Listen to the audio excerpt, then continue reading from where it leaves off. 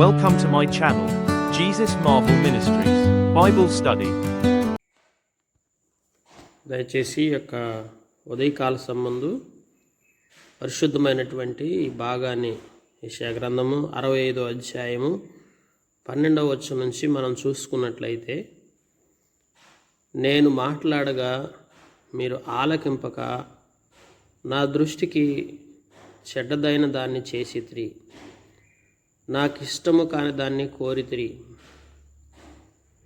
దేవుడు మనకి ఏది చెడ్డది అని తెలియపరుస్తున్నాడో, దేని గురించి అయితే మనతో స్పష్టంగా మాట్లాడుతున్నాడో అది మనం ఆలకించకుండా దేవుని దృష్టికి చెడ్డది అని మనకు తెలిసి కూడా, దేవునికి అది ఇష్టము కానిది అని తెలిసి కూడా మనం చేసేటువంటి వారిగా ఉండటమే పాపం ప్రియులారు. అందుకే దేవుడు నీతో చాలాసార్లు మాట్లాడుతుంటున్నాడు. ఏమని? ఇది చెడ్డది కదా. మానవుడిగా మనందరికీ కూడా కొన్నిసార్లు మనకు చెడు విషయాలు, చెడుని జరిగించటం అనేది మనతో దేవుడు చాలాసార్లు మాట్లాడుతూ ఉంటాడు. ఇది చెడ్డదే, ఈ చెడ్డదాన్ని మనం చేయకూడదు అని దేవుడు మనతో మాట్లాడినప్పటికీ చెడ్డదైన దాన్ని జరిగిస్తూ చేస్తూ, దేవునికి ఇష్టము కానిదని తెలిసినప్పటికీ దాన్నే చేసుకుంటూ పోతూ ఉండటం, ఇట్లాంటి స్వభావము మనం కలిగి ఉన్నట్లయితే, నేను ఖడ్గమును మీకు అదృష్టముగా నియమించుదును, మీరందరూ వధకులో నగుదురు, కావున ప్రభువు యెహోవా ఇలాగ సెలవిచ్చున్నాడు. కనుక వధకు లోనవుతాం, ఖడ్గాన్ని మనకు అదృష్టంగా ఇవ్వటం జరుగుతుందని లేఖనాల్లో మనం చూస్తుంటున్నాం. అంటే ఖడ్గము చేత మనల్ని వధించుతాను అని చెప్తున్నాడు దేవుడు. నా సేవకులు పానము చేసెదరు కానీ మీరు దప్పికొనెదరు, నా సేవకులు సంతోషించెదరు కానీ మీరు సిగ్గుపడెదరు, నా సేవకులు హృదయానందము చేత కేకలు వేయుదురు కానీ మీరు చింతాక్రాంతులై ఏడ్చెదరు, మనోదుఃఖము చేత ప్రలాపించెదరు. జాగ్రత్తగా గమనించండి. మనం సేవకుల గురించి ఆలోచించినట్లయితే, దైవ సేవకులు ఎల్లప్పుడూ కూడా పానము చేస్తూ ఉంటారు, సంతోషిస్తారు, హృదయానందము చేత కేకలు వేస్తూ ఉంటారు. అయితే మనమే పాడైపోతాం, మనం దప్పికొంటాం, మనం సిగ్గును అనుభవిస్తాం, మనం చింతాక్రాంతులము ఏడుస్తాము, మనోదుఃఖము చేత ప్రలాపిస్తామంట ప్రియులారు. కనుక దేవుడు తన సేవకులకి ఏమీ జరగనివ్వడు. తన సేవకులైన వారిని పానము చేసే విధంగా తృప్తిపరుస్తూ వస్తాడు.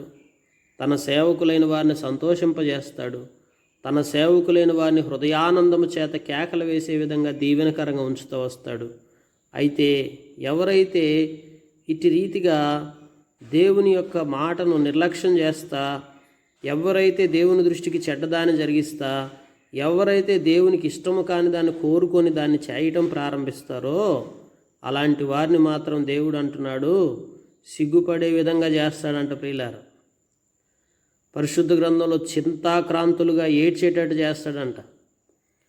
దుఃఖముతో మనోదుఃఖము చేత ప్రలాపించే విధంగా నేను చేస్తాడు నీ జీవితాన్ని దేవుని వాక్యంలో మనం చూస్తున్నాం. కనుక చింతాక్రాంతుల ఏడుస్తాము, మనోదుఃఖము చేత ప్రలాపిస్తాం. నేను ఏర్పరచుకున్న వారికి మీ పేరు శాపవచనముగా పోయేదురు. అందుకే దేవుని వాక్యంలో నేను ఏర్పరచుకొనిన వారికి మీ పేరు శాపవచనముగా చేసిపోయేదురు. కనుక దేవుడు మీ పేరుని శాపవచనముగా చేసి, ప్రభువు యెహోవా నిన్ను హతము చేయును, ఆయన తన సేవకులకు వేరొక పేరు పెట్టును. కనుక మన పేరుని శాపవచనంగా చేసేసేస్తాడు. ప్రియమైన వార్లారా, హతము చేస్తాడంట. హతము చేసేస్తానని దేవుని వాక్యంలో మనం చూస్తుంటున్నాం. హతమార్చబడతాం. దేవుని దృష్టికి మనం సరైన విధంగా నడవకపోతే తప్పకుండా దేవుడు మన జీవితాన్ని శాపవచనంగా మార్చేసేస్తాడు. ఈ ఉదయకాల సంబంధు ఆయన తన సేవకులకు వేరొక పేరు పెడతాడంట. సేవకులకు అవసరమైతే పేరు మార్చేస్తాడు. దేశంలో తనకు ఆశీర్వాదము కలగవలెనని కోరువాడు నమ్మదగిన దేవుడు తనను ఆశీర్వదింపవలనని కోరుకును. తనకు ఆశీర్వాదము కలగవలనని కోరువాడు. చూడండి, నమ్మదగిన దేవుడు. ఈ లోకములో అంట మనల్ని ఆశీర్వదించాలని కోరుకునేవారు పట్ల దేవుడు నమ్మదగిన దేవుడు అండి. అంత మంచి నమ్మదగిన దేవుడు ఈ లోకంలో మరొక దేవుడు లేడు. నీవేం కోరుకుంటున్నావు? ఆశీర్వచనాన్ని కోరుకుంటున్నావా? శాపవచనాన్ని కోరుకుంటున్నావా? ఆశీర్వాదం కలగవలనని నువ్వు కోరుకునేటట్లయితే, నమ్మదగిన దేవుడు నన్ను ఆశీర్వదిస్తాడు అని నువ్వు కోరుకునేటట్లయితే, దేశములో ప్రమాణం చేయవాడు నమ్మదగిన దేవుడని ప్రమాణం చేయను. పూర్వము కలిగిన బాధలు నా దృష్టికి మరువబడును, అవి నా దృష్టికి మరుగవును. ఇదిగో నేను క్రొత్త ఆకాశమును క్రొత్త భూమిని సృజించుచున్నాను. చూడండి ప్రియులారా, దేవుని ప్రజల కొరకు దేవుడు ఎంత నమ్మదగిన దేవుడు అంటే, దేవుడు క్రొత్త ఆకాశమును క్రొత్త భూమిని సృజించబోతున్నాడు మన కోసం. ఆయన కొరకు నమ్మకంగా జీవించే వారి కొరకు ఆయన క్రొత్త ఆకాశమును క్రొత్త భూమిని సృజించేటువంటి దేవుడండి. అందుకే పరిశుద్ధ గ్రంథంలో మనం చూస్తూ వచ్చినప్పుడు, మునుపటివి మరువబడును, జ్ఞాపకమునకు రావు. నేను సృజించుచున్న దాని గురించి మీరు ఎల్లప్పుడూ హర్షించి ఆనందించుడి.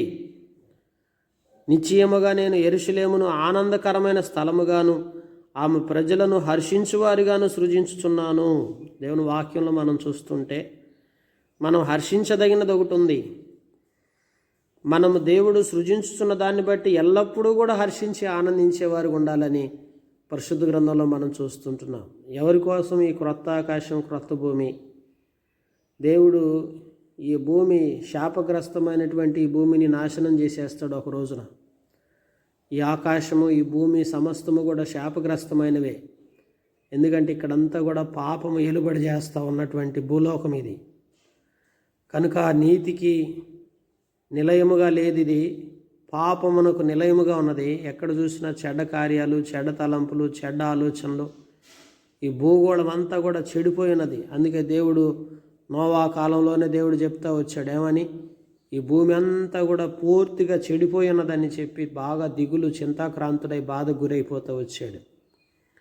ఇప్పుడు కూడా మనం ఈ భూగోళాన్ని పరిశీలనగా చూస్తే ఈ భూగోళం అంతా పాడైపోయి చెడిపోయింది.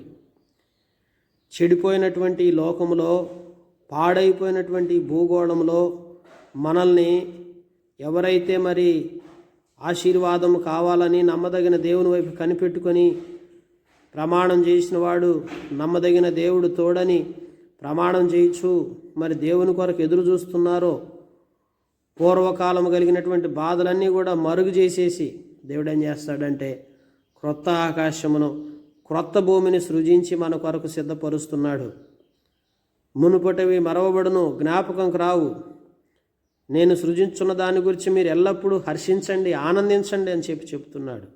కనుక దేవుని ప్రజలైన వారి కొరకు, ఆశీర్వాదం కోసం పిలువబడినటువంటి వారి కొరకు, నమ్మకంగా ఆయన కొరకు ఎదురు చూస్తూ నిబంధన చేసుకొని కట్టుబడి దేవుని కొరకు జీవిస్తున్న వారి కొరకు దేవుడు క్రొత్త ఆకాశమును క్రొత్త భూమిని సిద్ధపరుస్తున్నాడు. దాన్ని బట్టి మనం ఆనందించాలి.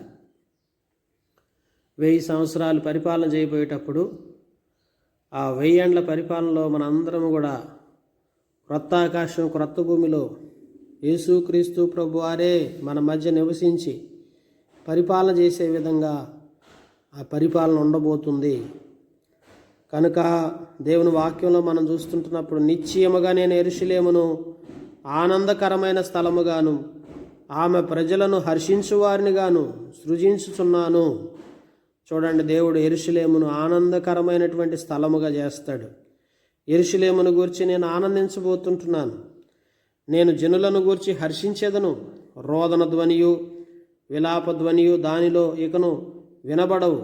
అక్కడ ఇకను కొద్ది దినములే బ్రతుకు శిశువులుండరు.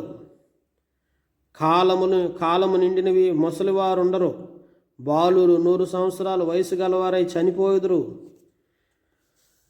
పాపాత్ముడై శాపగ్రస్తుడగువాడు సహితము 100 సంవత్సరాలు బ్రతుకును. ఇక్కడ లేఖనాల్లో మనం చూస్తుంటున్నప్పుడు మరి అక్కడ క్రొత్త ఆకాశం క్రొత్త భూమిలో జరిగేటువంటి సంగతులు ఏంటంటే, అక్కడ దేవుని యొక్క ఆలయము యెరూషలేమును గురించి ఆనందకరమైన స్థలముగాను హర్షించువారిగా ఉంటాము.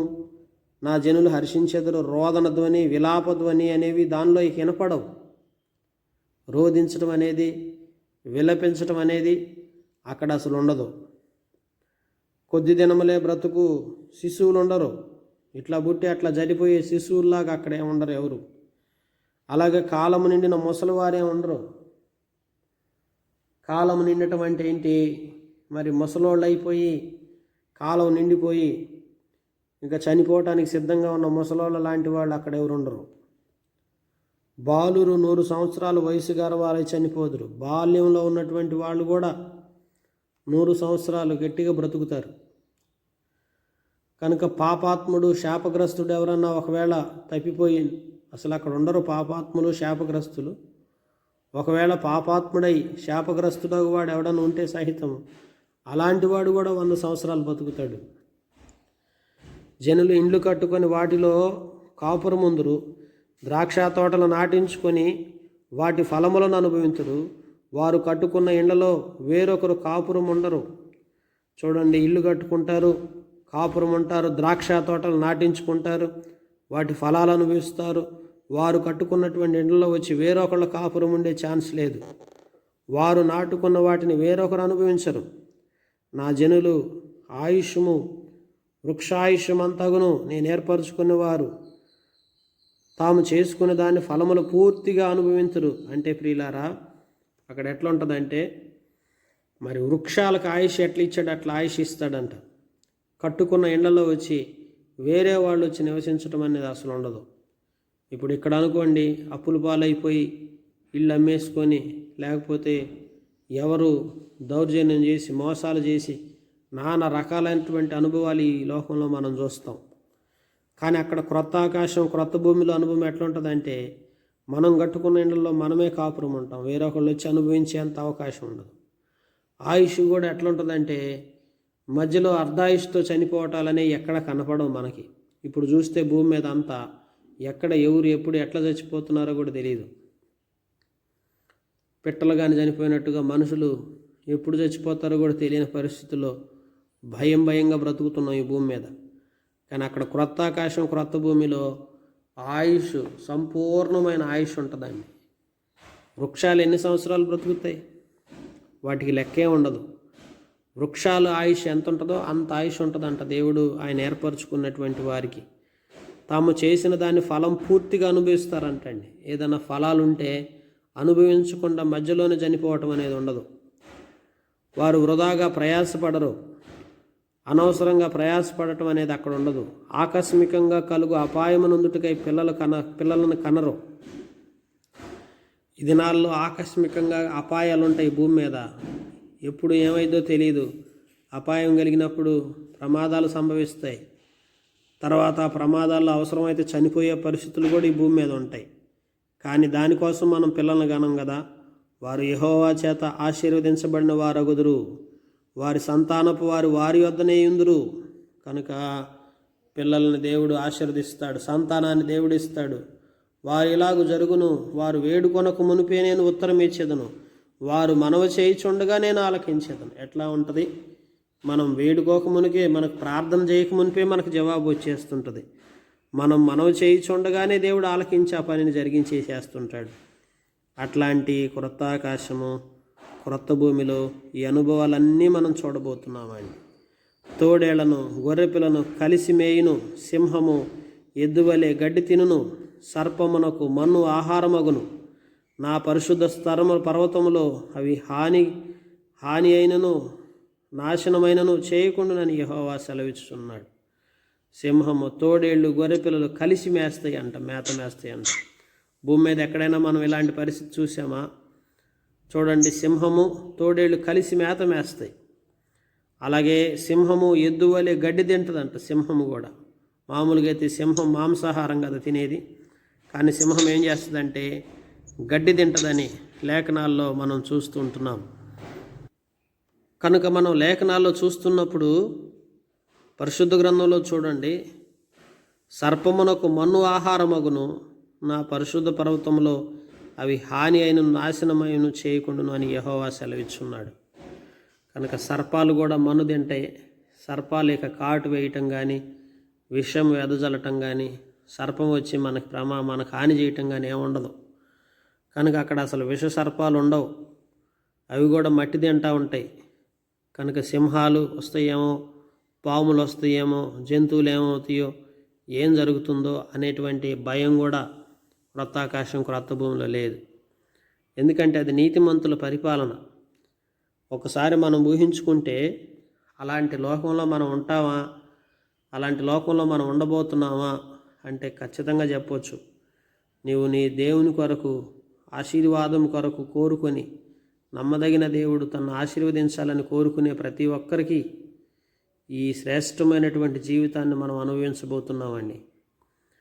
ఇలాంటి క్రొత్త ఆకాశం క్రొత్త భూమిలో నువ్వు అడుగుపెట్టి నీ జీవితంలో నువ్వేవైతే అనుభవించలేదు అనుకుంటున్నావో అవన్నీ కూడా అక్కడ అనుభవిస్తావు.